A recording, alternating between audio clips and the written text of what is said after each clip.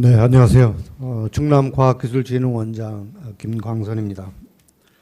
제15회 충남과학기술혁신포럼 시합포럼에 와주셔서 가장 감사드립니다. 충남과학기술혁신포럼 시합포럼은 우리 미래에 우리 대한민국이 살아가야 할 기술과 먹거리, 또 우리 충남이 국가와 같이 미래를 개척해야 할 그런 분야를 저희들이 찾아서 국내외 최고의 전문가분들을 모시고 매월 개최하는 포럼입니다. 이 포럼의 좌장을 또 맡게 돼서 감사드리고, 오늘 또 국내 최고의 이 하이퍼루프 관련 전문가분들 모셔서 또 영광으로 이렇게 생각합니다. 곧바로 토론으로 이렇게 들어가도록 하겠습니다. 자유롭게 토론해 주시고요. 또 필요하시면 우리 강재윤 우리 박사님께 또 뭐 좀 질문도 해주시고, 또 우리 토론자 여러분들께서도 또 서로 이렇게 자유로운 토론을 해주시면서 이 분야에 대해서 심도 있게 또 자유롭게 토론을 해주시면 감사하겠습니다. 토론의 순서는 발표 나누어 드린 그 자료에 순서가 있는데요. 저는 최진석 우리 한국철도학회 회장님이 이제 뒤쪽에 자료에는 위치하고 계시는데, 최진석 회장님으로부터 이렇게 시작을 하고, 그 다음에 임남형 우리 충남대학교 교수님, 대전일보의 김정규 본부장님, 한국콘크리트학회의 김영진 연구소장님, 그리고 마지막으로 우리 충남의 미래성장과장님, 이렇게 한 4, 5분에 걸쳐서 이렇게 말씀해 주시고, 또 마지막에 우리 강재윤 연구위원님도 또 이렇게 말씀해 주시고, 또 유튜브를 통해서 듣고 계시는 분도 계시는데, 시청하고 계신 분도 계시는데, 필요하시면 유튜브에 실시간 코멘트를 또 올려주시면 들어오면 거기에 대해서 우리 주제 발표자나 토론자께서 또 응답을 해드리면 좋은 시간이 될 것 같습니다. 최진석 우리 박사님 좀 부탁드립니다. 네, 철도학회를 좀 대표하는 것 같긴 한데 몇 가지 좀 근본적인 질문을 안 할 수 없을 것 같아서 좀 하여튼 굉장히 흥미로운 발표였고요. 그다음에 많은 것을 생각하게 하는 발표셨다 이렇게 생각을 합니다. 근데 이제 그 컨셉을 처음 들었을 때 보면 이 시스템은 소위 말해서 차량을 하는 사람들한테는 무덤이 아닌가 이런 생각이 들어요. 그 구간, 그러니까 이동하는 그 구간에 여러 개의 탈 것이 들어갈 수는 없잖아요. 하나만 있으면 되는 거죠, 그렇죠? 그래서 이제 만약에 2개의 관이 있다라고 하면 2개의 차만 필요하고, 그러니까 이거는 교통 시스템이긴 한데 거대한 인프라 시스템, 인프라 중심의 시스템이다 이런 생각이 들어요. 그러니까는 우리가 고속철도를 개통하고 난 다음에 기존에 이제 디젤 새마을 무궁화 뭐 이런 차를 가지고 있었던 이제 철도청이 수백 뭐 수천 개의 차량을 갖고 있었거든요. 네. 근데 지금 현재 우리가 이제 우리나라 국민이 가장 많이 타는 그 철도는 이제 고속철도인데, 네. 우리나라 전체의 고속철도 차량이 100개 남짓밖에 없습니다. 그거 가지고 1년에 1억 명이 타거든요. 네. 그러니까는 시스템이 고도화되면 될수록 차량보다는 이 인프라가 훨씬 더 중요해지는 그런 모습이 아닐까 이런 생각이 들어서 굉장히 좀 많은 걸 생각하게 한다 이렇게 볼 수 있겠습니다. 그리고 이제 여기 마지막 페이지에 보여주신 이런 망에 대한 얘기를 이제 하셨는데요. 저런 교통망이 이제 저렇게 구성이 된다고 하면 굉장히 좀 복잡할 것 같다는 생각이 들어요. 그러니까 지금 현재 우리 고속철도만 하더라도 이제 역을 통과하면서 거기서 내리고 그다음에 계속 이제 부산까지 가고 뭐 목포까지 가고 하는데, 하이퍼루프를 만약에 그렇게 하려고 하면 서울에서 천안 아산까지의 튜브가 따로 있어야 되고 서울에서 부산까지의 튜브가 따로 있어야 되는 건 아닌가? 만약에 그 튜브를 이렇게 연결한다고 하면 그 환승을 그때그때 해야 되는 건지, 이게 굉장히 교통 시스템으로 보면은 굉장히 좀 특이점이 좀 발견이 되는 것 같아요. 중간에 내릴 수는 없지 않나요? 이게 그림을 이렇게 그려서 오해하실 수도 있는데요. 사실 이제 예를 들면 그 서울에서 부산 간을 연결하는 본선이 하나 있다면요. 네. 그 외에 이제 중간에 중간역이나 중간에 뭐 예를 들면 천안하산에서의 중간역이 있다라고 하면 본선 외에서 이제 분기돼 가지고 그 역으로 들어가게 되고요. 본선은 뭐 각 노선별로 연결되는 차량들이 계속 뭐 순차적으로 지나가게 될 겁니다. 근데 이제 중간중간에 역이 있다면 분기해서 빠져나가서 그 역으로 들어가는 형태가 될 거라고 생각을 하고 있고요. 뭐 예를 들면 뭐 부산에서 동대구를 가는 튜브 인프라가 따로 있고 그다음에 뭐 부산에서 대전 가는 인프라가 따로 있고 이런 형태는 아닙니다. 그 부분을 설계가 좀 필요할 것 같다라는 물론 생각이 지금 들어요. 아직 뭐 분기나 이런 쪽에 대해서 네, 저희가 네. 깊이 있게 하고 있지는 않은데요. 네. 이제 기본 컨셉은 그렇게 될 거로 생각하고 있고요. 지금 아까 제가 말씀드린 중간에 뭐 그런 그 진공 구간과 대기압 구간을 차단할 수 있는 차단 도어나 이런 장치들이 필요하다라고 말씀드린 것도 사실 본선과 그 지선으로 연결되는 구간은 진공도를 계속 유지하고 있어야 하기 때문에 진공 상태를 유지하기 위한 차단 도어가 있고 차량은 또 대기압 쪽으로 빠져나가고 또 뭐 이런 형태의 그 중간에 뭐 에어락 시스템이라고 해야 할까요? 그런 구간이 필요하거든요. 그래서 결국 그런 시스템이 다 개발을 되고 그런 엔지니어링들이 다 세팅이 되면 이제 본선과 지선으로 연결되는 형태의 분기돼서 연결되는 그런 형태로 운영이 가능할 거라고 생각하고 그래서 하여튼 네트워크 설계가 하여튼 어떻게 할지에 대한 그런 검토도 이제 제가 볼 때는 필요한 것 같고요. 그러니까 교통 측면에서 본다면 그렇다는 네, 건데 네. 기술은 뭐 이제 아까 우리 박사님께서 말씀하신 그 방향으로 가면 될 것 같고, 그래서 이제 지금 현재 그 네트워크 이용 설계가 되지 않은 상태에서 과연 이 하이퍼튜브 시스템이, 근본적인 질문을 던지는 겁니다. 이게 하이퍼튜브 시스템이 이게 철도인가? 네.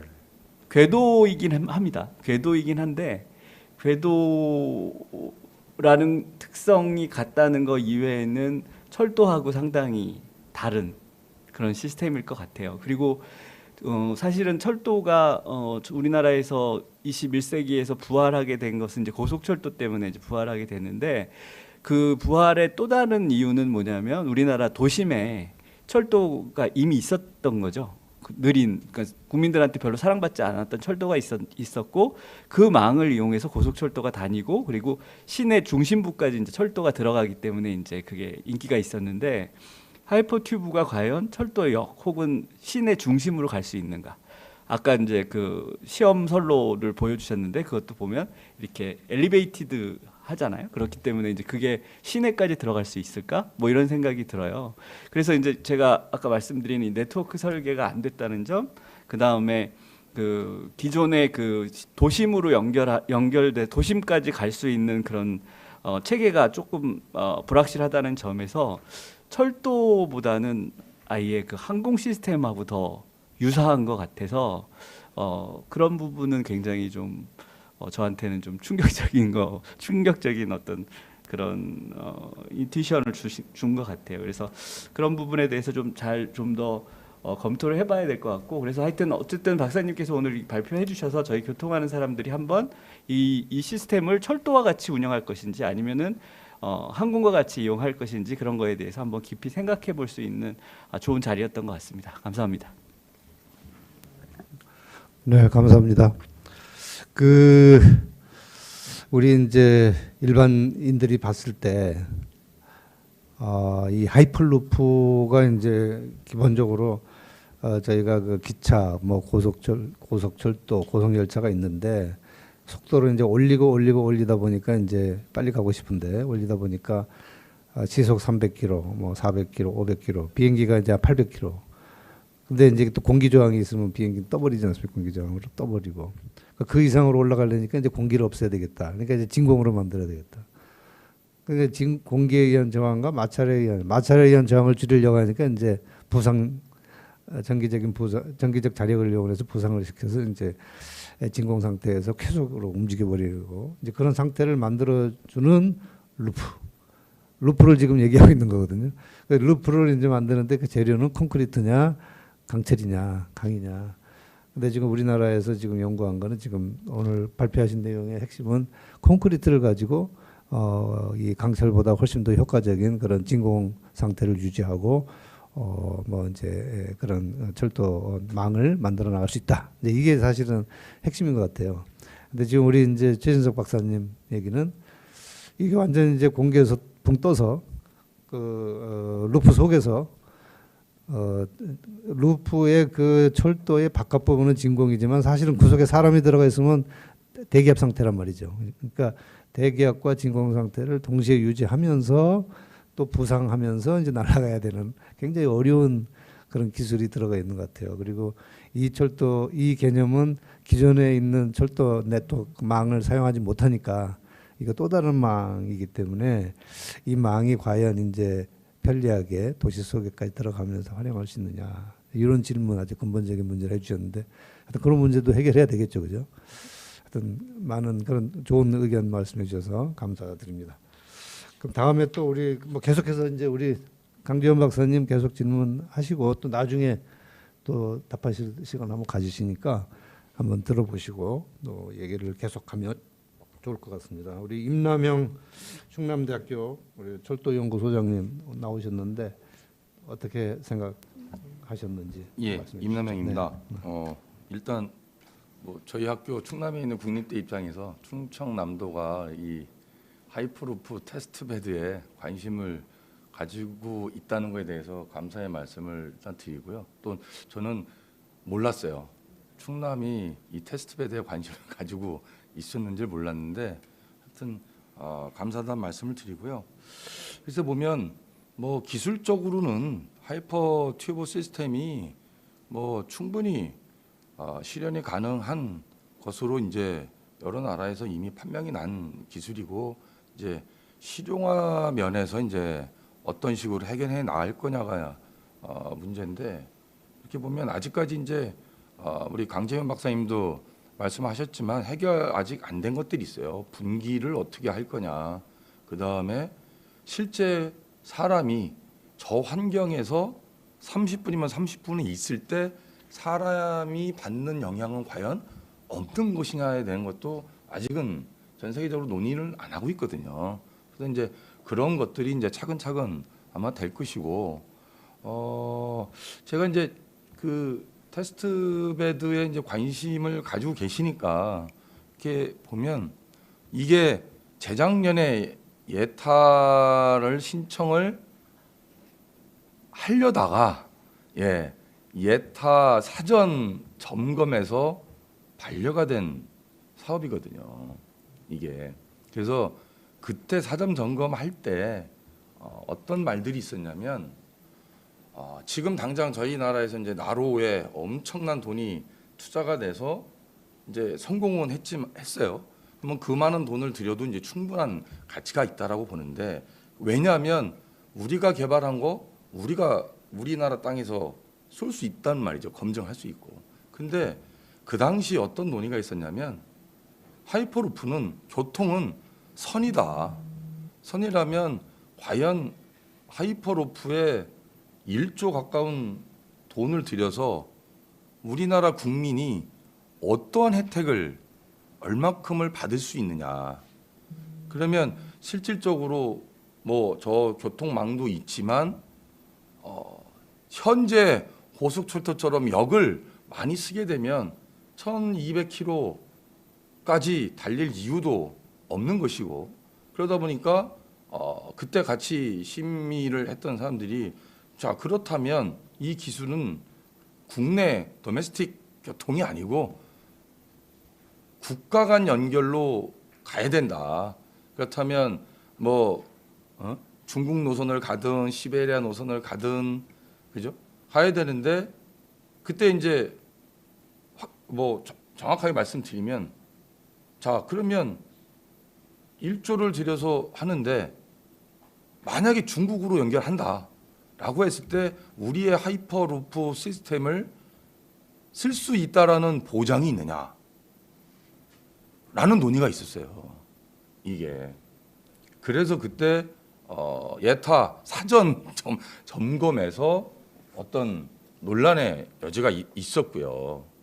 그래서 지금도 저는 이제 뭐 정부에서 확 밀고는 있는데 예타 심의는 또 다른 얘기잖아요. 심의장 가서 어떻게 심의가 나올지는 모르는 상황인데, 그 다음에 또 하나 논의됐던 게 인프라 쪽에서도 좀 논의가 됐어요. 뭐냐, 재료를 이렇게 최첨단 교통이 들어가는데 재료를 기존의 재료를 성능 개선해서 쓰는 거로 가야 되는 거냐, 아니면 새로운 재료를 이 기회에 새로운 신소재를 개발을 해서 그거를 가지고 하는 것이 낫지 않느냐라는 논의도 있었어요. 그래서 그런 것들을 좀 더 심도 있게 짜야 아마 될 것 같다는 생각이 들고요.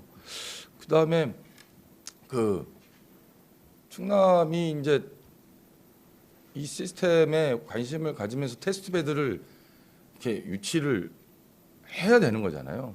했을 때 지금 일단 목표 속도도 800으로 줄은 게 직선 선형이 그 정도 키로수를 확보할 수 있는 부지가 쉽지 않아서 저 줄인 거로 알고 있거든요.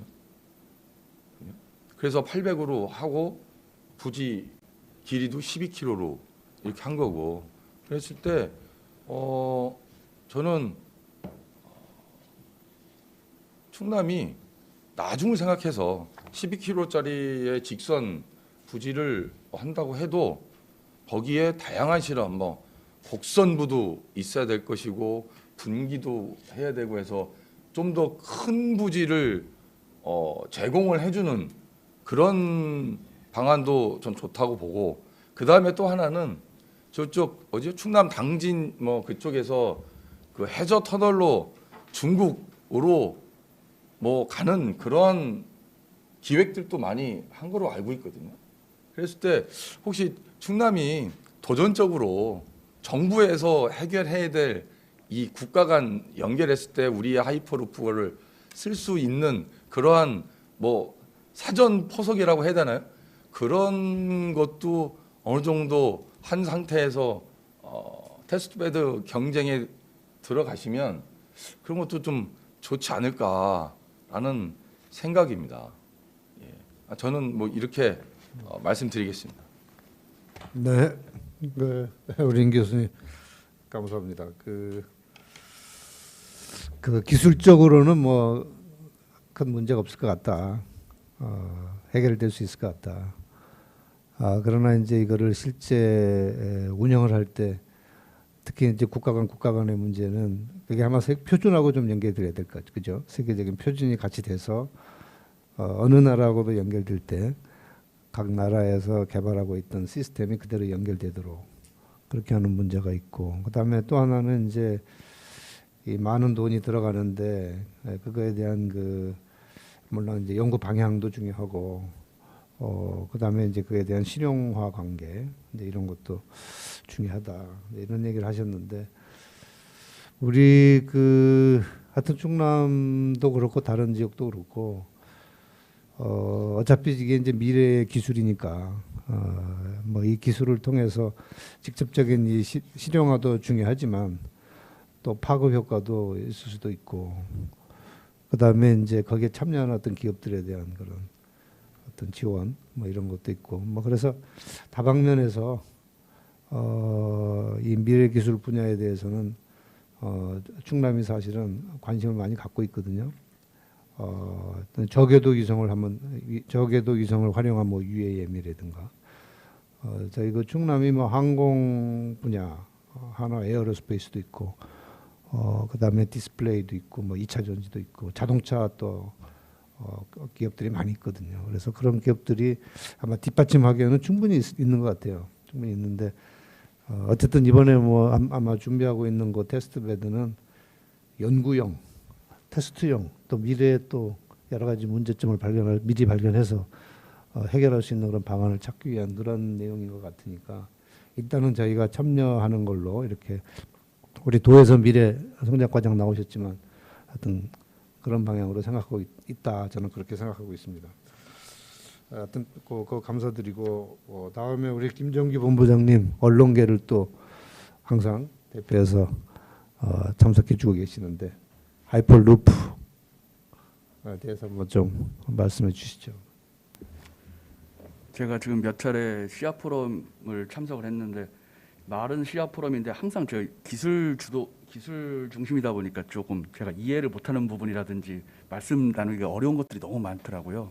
그래서 지금 이것도 제가 뭔가 제안도 아니고 뭐 좀 여쭤보고 싶어도 좀 알아야 여쭤보지 이런 생각이 들 정도로 사실은 조금 어려운 저한테는, 그러니까 제가 어렵다는 거는 일반 시민들도 그냥 일반 개인 독자를 이제 대변해서는 왔다고 생각을 하는데 좀 많이 어렵지 않나 싶습니다. 사실 그냥 그래서 딱 직관적으로 그냥 봤을 때 우리나라가 이제 국토가 좀 좁은데 그걸 시험할 수 있는, 아까 이제 교수님이 좀 말씀하셨던 부분과 조금 일맥상통하는 부분도 있을 것 같긴 한데, 좁은 우리나라가 정부에서 주도해서 다른 광역 지자체랑 함께 해도 이게 괜찮을까 될까 이럴 정도로 좀 큰 사업, 거대한 사업이 아닐까 싶습니다. 근데 그거를 광역이라고 해도 지자체 차원에서 이게 주도해가지고 뭔가를 성과를 제대로 낼 수 있을까라는 이제 그냥 좀 뭐 좀 그런 질문이 생각이 들고요. 그 다른 생각이 좀 들었었는데 그 아까 그 초고밀도 콘크리트, 이거는 이제 루프하고 조금 다른 개념인데 콘크리트 학회 뭐 이런 오셨으니까 그 해외 미국이나 뭐 이런 데보다도 좋은 고퀄리티의 이제 그 결과물을 지금 얻어냈잖아요.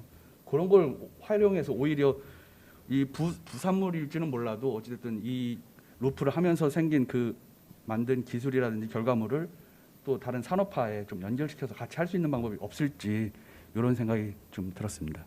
이상입니다. 네, 우리 김정규 본부장님 항상 우리 일반인 수준에서 우리가 아무리 과학기술 많이 논의를 하더라도 결국은 과학기술의 혁신을 통해서 산업으로 연결되고 이 산업이 결국은 경제 발전에 기여하고 우리 국민의 생활을 편리하게 하고 안전하게 하고 뭐 이런 거에 이제 영향을 주는 게 과학기술인데, 또 과학기술을 중심적으로 얘기하다 보면 국민들이 이해하기가 굉장히 어렵거든요. 그래서 항상 이제 어려움을 겪고 계시다 이렇게 말씀해 주셨는데, 거기에 따라서 또 이렇게 많은 투자를 함으로써 하여튼 여전히 우리 임남현 교수님 같이 과연 그 투자 대비 성과가 활용도가 있을까, 그런 부분에 대해서는 이제 이렇게 의구심을 갖고 계시다 이렇게 말씀해 주셨습니다. 우리 김영진 우리 콘크리트 학회 연구소장님이신데 이 진짜 초고밀도 콘크리트 가지고 이와 같은 그 루프를 만들어서 이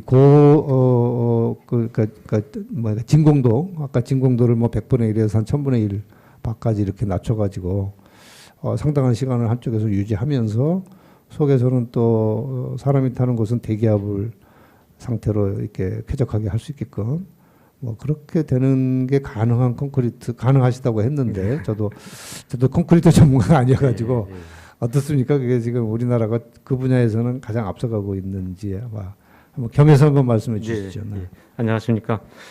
콘크리트 학회 김영진 연구소장입니다. 이미 좀 뭐 여기 위원님들 다 아시는 것처럼 뭐 엊그제 누리호 얘기도 지금 금방 해주셨는데, 제가 이 충남도 관점에서 이 기술, 새로운 기술을 어떻게 봐야 될 건가 하는 얘기와 또 콘크리트 얘기 좀 물어보셨으니까 그 두 가지 얘기를 좀 같이 풀어서 좀 말씀을 드려볼까 합니다. 어차피 이제 우리나라가 이제 성장이 이제 좀 지속이 되고 안정기에 들었기 때문에 기존의 기술로는 점유할 수 있는 시장이 자꾸 포화가 되는 것 같습니다. 그래서 뭐 4차 산업 뭐 혁명 얘기도 하지만 새로운 기술이 필요한 이유는 새로운 시장을 열어야 되기 때문에 필요한 것 같고요. 그런 의미에서 제가 그 몇 가지 한 사례를 먼저 좀 생각을 좀 해봤는데요. 누리호 같은 경우도 지금 금방 말씀하셨지만 100% 국산화, 또 300개의 기업, 또 거기에 수많은 생태계에 참여하고 있는 인력, 물론 지금 그분들 얘기도 경제성 확보가 다음 문제다. 이런 얘기를 하시고 계시거든요. 일단 선 기술을 장악한 이후에 우리나라가 세계 10번째 발사체를 쏘므로써 확보할 수 있는 파생 효과, 또 거기 수많은 인력 육성, 이런 것들이 어떤 선두적인 길을 열은 것처럼 보여요. 그다음에 두 번째는 아까 침매터널 얘기도 하셨는데, 그 국내 침매터널 처음 만들 때 이게 처음 만들다 보니까 고민이 엄청 많았습니다. 뭐 시공은 비록 남의 회사, 다른 나라 회사의 도움을 받았지만, 그러나 우리가 그거를 하면서 설계, 시공, 장치 이런 기술이 확보가 돼서 세계로 나갈 수 있었고, 그다음에 다 아시는 것처럼 터키의 카나찰레 브릿지, 이 다리 길이가 전체 길이는 엄청 길지만 탑 간의 거리가 2,000m가 넘거든요. 요게 완성이 되면 세계 1위입니다. 요 현수교 세계 1위인데 요 2,000m라고 하는 숫자가 갖는 의미가 굉장히 큽니다. 보통 탑 간의 거리를 200m 이상이면 장대교량이다 이렇게 하는데요. 현수교는 10배인 2,000m가 되면 세계 탑 클래스입니다. 그거 우리 국내 기술로 했는데, 사실 그 이전에 정부가 굉장히 오랜 기간을 걸쳐서 이 장대교량 기술을 확보해야겠다, 자립화해야겠다 하는 국가적인 과제를 했습니다. 그래서 그 과제에 굉장히 많은 회사들이 참여를 했고, 거기서 아마 파생된 영향도 좀 있지 않았을까. 이제 인과관계는 우리가 좀 따져봐야겠지만, 근데 이제 그렇게 되면은 앞으로 뭐 세계 장대교량 시장은 주로 일본이 많이 했는데, 이제 그걸 극복할 수 있고, 이것도 일본하고 경쟁해서 땄거든요. 그래서 이제 그거를 계속 추적할 수 있을 거다 하는 생각이 들고요.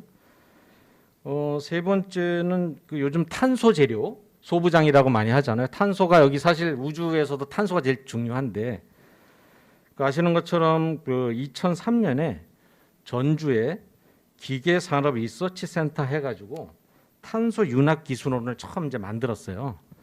근데 그게 이제 지자체에서 만든 거예요. 근데 그게 이제 세월이 쭉 이제 흘러서 결국은 발전을 해서 작년에 국가 공인기관이 됐어요. 탄소의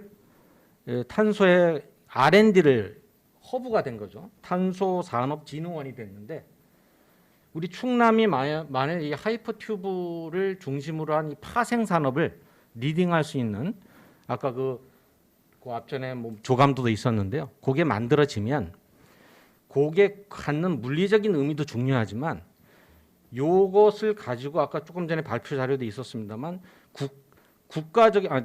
세계적인 어떤 기술 표준을 만들어야 됩니다. 왜냐, 우리가 반도체를 갖는다는 것은 표준을 갖고 있기 때문에 IOS라든지 새로운 표준을 만들어야 우리가 제시한 표준으로 다 따라와야 되는 거죠.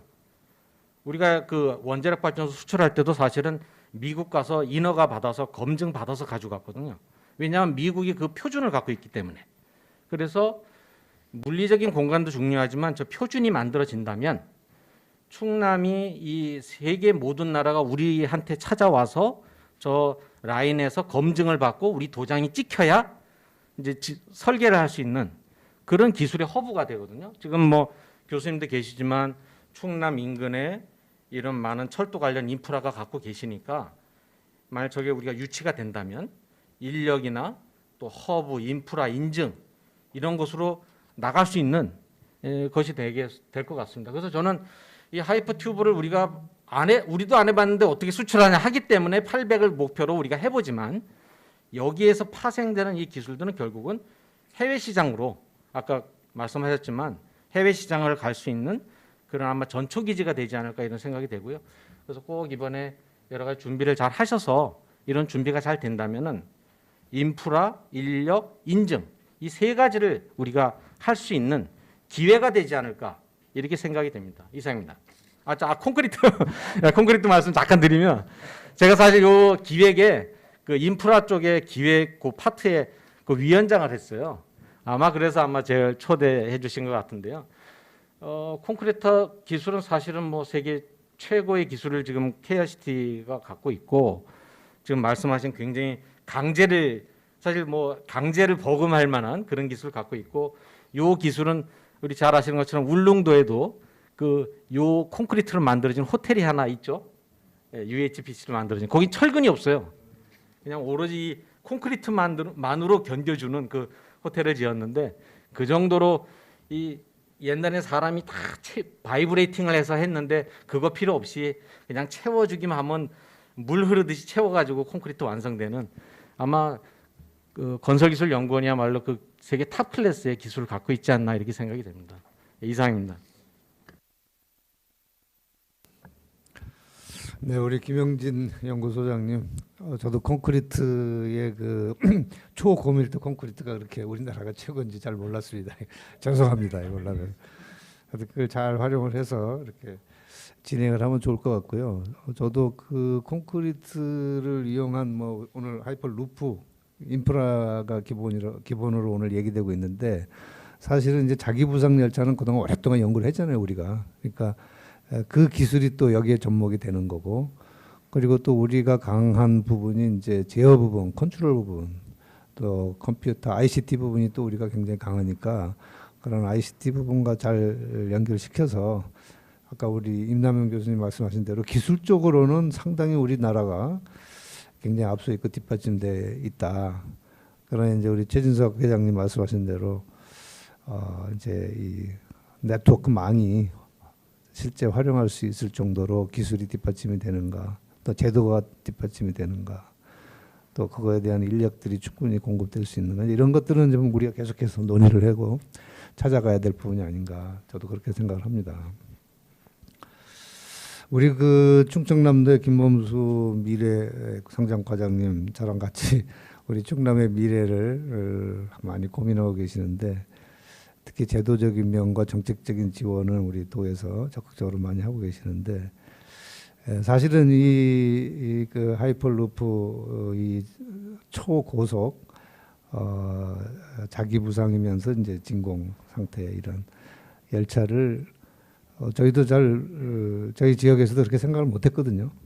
단지 이제 저희들이 가지고 있는 인프라, 그러니까 여러 아까 말씀드린 그런 인프라를 가지고 어떻게 또 새롭게 미래를 열어갈까 이런 걸 고민하고 있는 그런 상태에서 이 철도연구원과 이 건설교통부에서 나온 이 과제를 이제 쳐다보면서 우리가 할 수 있는 부분인가 아닌가 이렇게 굉장히 고민하고 있는 찰나에 나온 거고, 그래서 한번 우리 전문가분들 한번 모시고 얘기를 한번 들어봐야 되겠다 이렇게 또 우리 도에서도 그렇게 생각하신 걸로 알고 있습니다. 우리 김범수 과장님 뭐 또 쭉 얘기 들어보시고 한번 말씀해 주시고 또 부족한 거 있으시면 또 답 들으시고 또 얘기해 주시고 그러시면 좋을 것 같습니다. 예, 충남도청 미래성장과장 김범수입니다. 저희가 하이퍼루프에 대한 아까 원장님 말씀하신 미래 기술에 대해서는 저희가 꾸준하게 다 모니터링을 하고 있거든요. 양자 기술이라든가 하이퍼루프라든가 뭐 우리 저궤도 위성이라든가 다 하고 있던 와중에 제가 한 2달 전쯤에 이제 여기 공모에 대한 그런 내용을 이제 파악이 돼서 저희는 하반기에 이제 있을 줄 알고 이런 학습의 기회라든가 이런 거를 통해서 좀 더 많이 이제 하이퍼루프에 대해서 공부를 한 후에 이제 공모가 되면 이렇게 응모를 하려고 했었는데 여기 이제 생각지 않게 좀 시기가 당겨졌어요. 저희가 알고 있는 범위 내에서는. 그래서 지금 이제 저희가 알기에는 어쨌든 공모는 이제 됐고요. 저희가 알기에는 이제 부산하고 이제 새만금하고 이제 저희 도하고 현재까지는 3개 시도가 이제 관심을 이제 갖는 걸 알고 있는데요. 부산은 아마 해저라는 얘기도 있고 뭐 이런 얘기도 있더라고요. 그런데 이제 그래서 저희는 어디로 할 거냐면 내년 정도엔 저희가 이제 서해선 철도가 지금 준공 단계에 있는데 그게 이제 예당평야를 지납니다. 예당평야. 그러니까 평야지대이기 때문에 이제 논이 이제 주로 돼 있는.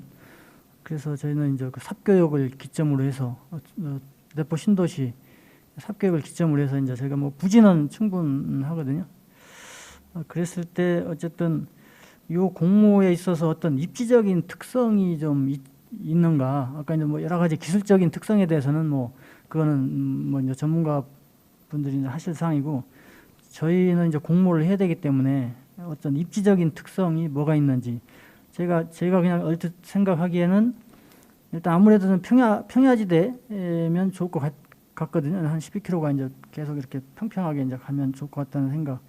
그리고 이게 이제 아무래도 좀 자기부상 열차나 이런 역할을 하려면 이제 어떤 고압의 전기가 이제 또 잘 공급이 되지 않겠는가 하는 뭐 그런 생각도 있고요. 그리고 아까 말씀하셨듯이 이제 뭐 콘크리트기는 하지만 또 그에 관련된 또 부수적인 뭐 이런 재료들 이런 게 만약에 필요하다 그러면 저희는 그동안 이제 그 국가 공모 사업을 통해서 첨단 소재라든가 뭐 분말이라든가 이런 또 저희들이 그 센터를 많이 유치한 게 있어요. 뭐 첨단 화학이라든가 뭐 그래서 물론 이제 그 주 시험선은 이제 콘크리트가 되겠지만 그 외에 이제 부수적인 이런 부분을 할 때는 또 그런 강점이 있을 수가 있고요. 그리고 이제 기본적으로 저희는 디스플레이라든가 뭐 이런 부분은 뭐 기본 디스플레이 또 자동차 부품 쪽은 뭐 워낙에 또 강세가 있기 때문에 그런 쪽에 이제 그 강점을 저희는 좀 현재로서는 생각을 하고 있는데 좀 우리 저 연구원께서 생각하는 입지적 특성 그리고 뭐 이게 나중에 이제 공모가 안 된 상황에서 좀 너무 앞서가는 건지 모르겠지만 뭐 부산이라든가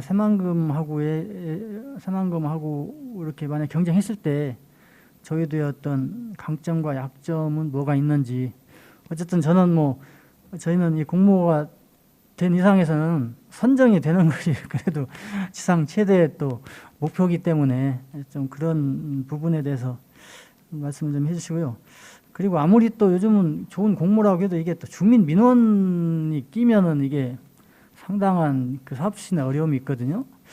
그런데 요 사업으로 봐서는 뭐 크게 민원은 없을 것 같기도 하고 또 저희는 아까 말씀드렸듯이 이제 어떤 평야지대이기 때문에 그 주택이나 이런 부분하고는 다 이격거리가 있어서 큰 민원은 없을 거로 보는데 혹시 뭐 이거 관련해서 시험선 구축과 관련해서 뭐 민원의 소지는 없는 건지 뭐 이 정도 제가 좀 질문 좀 드리겠습니다.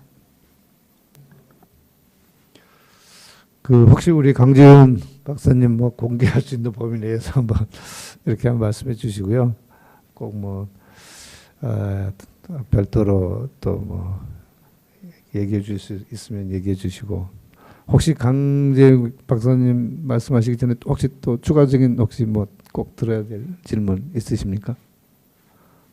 없으시면 우리 강 박사님 뭐 한번 얘기해 주시죠. 네. 제가 뭐 이렇게 지역을 비교해서 말씀드리기는 좀 그렇고요. 일단 저희가 인프라를 건설을 아마 이제 저희가 담당을 해야겠죠. 그래서 지역적으로 이런 조건이었으면 좋겠다라고 이제 생각하면서 저희가 이제 기획 단계에서도 그런 뭐 입지 조건이나 이런 것들을 검토하기는 했는데요.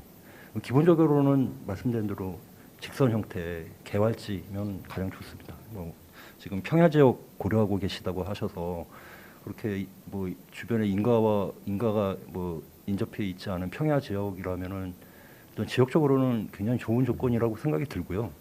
그다음에 아까 저 개념도에서도 보여드렸지만 일단 다 지상으로 교량 형태로 놓여지는 구간이기 때문에 일단 뭐 대규모의 하천을 횡단한다거나 뭐 넓은 폭의 도로가 횡단하는 구간이 있다거나 그런 것들은 사실 뭐 그런 것들이 없으면 좋겠다라고 이제 저희가 생각을 하고 있었고요. 그다음에는 몇 가지 저희 이제 공모 나간 거에 몇 가지 그 지역적으로 그 요구 조건들이 있습니다. 뭐 이렇게 집안 기울기라거나 기울기 제가 정확히 기억은 안 나는데요. 25%미였나 하여튼 그 공고 내용에 그 집안 기울기 그다음에 뭐 그런 뭐 곡선 반경 2km 이상 그다음 뭐 그런 것들이 있었거든요. 그래서 그런 거 참고하시면 될 것 같고요. 뭐 집 주변에 그 관련된 산업 분야들 이렇게 많이 입지에 있다고 하셔서 뭐 저희가 물론 인프라뿐만 아니라 뭐 차량 개발이나 뭐 통신 다 이렇게 여러 기술들이 다 같이 들어오기 때문에 관련된 뭐 연계할 수 있는 산업 뭐 분야 아니면 뭐 그런 센터들이 같이 주변에 있다면은 뭐 연구 수행하거나 같이 뭐 시험 인증 뭐 이렇게 시험선 운영하거나 하는데 뭐 충분히 도움이 될 것 같다라는 생각이 듭니다. 네. 뭐 다른 지역하고 비교해서 말씀드리기는 좀 제가 좀 어렵네요. 네. 혹시 아까 민원 이런 거는 일반적인 소지가 있는 저희가 네, 큰 소음이 일어나는 시스템은 사실 아닐 거라고 생각을 하고 있고요. 왜냐하면 이게 이제 그 내부 일단 주행하는 환경 자체가 진공이기 때문에 이렇게 뭐 소리나 이런 게 전달되는 매개가 없지 않습니까? 그래서 내부에서 발생되는 소음이 뭐 외부로 막 큰 소음이 일어나거나 그런 것들은 없을 거라고 생각이 드는데요. 사실 이게 교량 형태로 뭐 밑에 뭐 횡단하는 뭐 도로나 이런 게 있다면은 뭐 이게 지상고 뭐 4.5m 이상 막 올라가야 되고 그러잖아요. 그리고 튜브 자체도 내경이 3.26m면은 외경까지 하면은 거의 한 뭐 3.5m, 3.5, 3.6 정도 사이즈가 될 겁니다. 그래서 뭐 보는 분들에 따라서 다르겠지만 그게 사실 뭐 실제 놓이면은 또 어떤 느낌일지 모르겠는데요. 이제 그런 것들이 쭉 선형으로 그 3점 몇 미터짜리 튜브가 교량 형태로 뭐 이렇게 스카이라인을 쭉 이어간다라고 하면 좀 걱정스러운 게 이 미관에는 어떤 영향이 있을까라는 것도 사실 걱정스럽긴 하거든요. 그래서 네, 그런 것들 고려해서 아마 그런 뭐 대상 지역이나 이런 거 고려하시면 좋을 것 같은데요. 뭐 주변에 평야 지역에 주변에 인가가 없고 뭐 그다음에 완전 개발지라면 뭐 제 개인적으로는요. 이게 제 개인적으로는 상당히 뭐 우리가 이런 부지 선정하기 좋은 조건이 되지 않을까라는 생각이 들긴 합니다. 지금 현재 서해선 자체가 네. 도로 교량 형태거든요. 네, 직선 그 옆에 제가 약간 쌍둥이식으로 네, 네, 그렇게 이제 건설을 하려고 하기 때문에 네. 그게 이미 서해선 자체가 이미 놓여 있는 거하고 병에 나란하게. 예, 지나고 있기 때문에 아마 그거는 그 미관상이나 이런 네. 거는 저희는 뭐 큰 문제는 없을 거라고 생각을 하는데 네. 하여튼 알겠습니다. 네, 감사합니다. 네. 네, 뭐 시간이 오늘은 조금 좀 다른 또 질문이 있어서 좀 일찍 끝내도록 하는데요. 그 마지막으로 제가 질문을 하나 저도 있는데 이게 그 에너지를 많이 사용해야 되잖아요. 네, 네. 그 무거운 차량을 올리려면 부상시키려면 그 에너지, 또 이동시키려면 이동시키는 에너지, 그리고 또 진공을 만드는 것도 에너지거든요. 네. 근데 그 에너지를 공급을 하려면 진짜 많은 양의 아까 그 전력량이 필요할 것 같아요. 네. 근데 우리 충남은 또 다행히 우리나라 그 화력 발전의 거의 50%가 우리 충남에 있거든요. 그래서 발전소에서 전기적인 건 뭐 충분히 공급할 수 있지만 어쨌든 간에 그런 에너지를 공급하는 결국 전기적 에너지가 공급돼야 되는데 네. 그런 건 어떻게 좀 잘 생각하고 있으신지 모르겠네요. 저희가 처음 앞에 이제 저희 연구 처음 착수할 때 그 2년 동안 그 기반 기술에 대한 탐색 기간 가졌다고 말씀드렸는데요. 그때 이제 뭐 저희 인프라뿐만 아니라 지금 말씀하신 이제 에너지 하베스팅 또 이제 어떻게 다룰 것이냐를 이제 좀 검토를 했습니다. 뭐 이후에 아주 뭐 구체적으로 막 진도가 나가지는 못했지만 당시에 이렇게 어떤 뭐 수백 킬로의 장거리의 이런 운영 노선에서 전기 공급이나 이런 것들을 어떻게 부담할 것이냐라는 거를 가지고 좀 이렇게 예를 들면 튜브 위에다가 태양열 패널이나 아니면 풍력 발전할 수 있는 시설들을 일정 간격으로 배치를 해서 거기서 뭐 생산되는 전력을 직접 이 시스템 운영하는데 활용하거나 하는 식의 기본적인 개념으로 저희가 에너지 하베스팅 시스템도 고려를 하긴 했는데요. 이제 그런 것들이 사실 뭐 이런 뭐 도시 지역이나 이런 것들에서는 직접 전력을 공급받을 수 있겠지만 예를 들면 저희가 뭐 이거를 대륙까지 연결해 가지고 유럽까지 연결해서 확장하겠다라고 한다면 뭐 중국이나 몽골 뭐 이런 쪽에 뭐 좀 열악한 전력 공급하기가 어려운 열악한 지역 그런 쪽에서는 분명히 그런 저희가 개념적으로 뭐 정의했던 그런 뭐 에너지 하베스팅 시스템으로 전력 공급도 필요하지 않을까 그렇게 가능하지 않을까 생각하고는 있습니다. 근데 이제 앞으로 추후 좀 그런 부분 말씀하신 부분도 저희가 놓치면 안 되는 부분이라고 생각하고요. 그런 쪽에 좀 뭐 전력을 좀 더 효율적으로 우리가 뭐 이렇게 생산하고 활용할 수 있는 방법 뭐 분명히 개발해야 된다고 생각하고 있습니다. 네, 감사합니다. 이것으로서 제15회 충남과학기술 혁신 포럼 시합 포럼을 마치도록 그렇게 하겠습니다. 오늘 혹시 뭐 앞부분이나 뒷부분에 놓치신 부분이 계시면 저희가 유튜브로 계속해서 여러분들이 추후에라도 볼 수가 있으시니까 내용을 보시고 추가적인 질문이나 또 있으시면 저희 그 충남과학기술진흥원으로 질문해 주시면 우리 오늘 참석해 주신 전문가분들과 또 연결을 시켜 드리면서 답을 해드리도록 그렇게 하겠습니다. 다시 한번 우리 주제 발표를 해주신 우리 강재윤 우리 한국건설기술연구원 구조연구본부의 박사님 감사드리고요. 또 토론자로 참석해 주신 우리 최진석 한국철도학회 회장님, 그리고 임남형 충남대학교 철도연구소 소장님, 대전일보의 천안아산치즈본부장님, 김영진 한국콘크리트학회 공학연구소장님, 그리고 충청남도 미래성장과장님, 김범수 과장님 감사드립니다. 이것으로 제15회 충남과학기술 혁신포럼 시합포럼을 마치도록 그렇게 하겠습니다. 감사합니다.